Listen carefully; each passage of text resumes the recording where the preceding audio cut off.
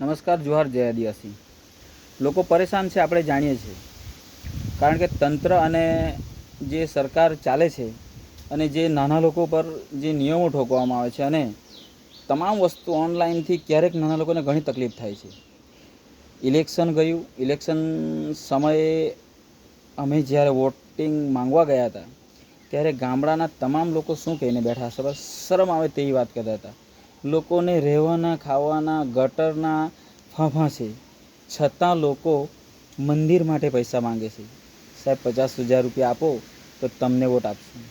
કોઈ કહે કે સાહેબ તપેલા માટે પૈસા આપો 50-60,000 રૂપિયા તો તમને વોટ આપશું. કોઈ કહે છે કે સાહેબ ખુરશી માટે પૈસા આપો તો તમને વોટ આપશું. તો હવે એ જ તપેલામાં, એ જ મંદિર નીચે અને એ જ ખુરશામાં બેસીને તમારી જે હાલત છે એનો નજારો જોતા રહેજો. કારણ કે તમને સુધારવા, તમારા માટે કોઈ આગળ કામ કરવા માટે આવે તો એમને સપોર્ટ કરવો જોઈએ. ત્યારે તમને બધાને પૈસા દેખાય છે. હવે ભોગવજો. આવનારા સમયમાં કેવી હાલત થાય તમારા રોડ રસ્તા માટે, મકાનો માટે, સ્માર્ટ મીટરો માટે, તમારા ખર્ચા વેરાઓ માટે શું શું પ્રોબ્લેમ આવશે તમને ભાન આવી જશે.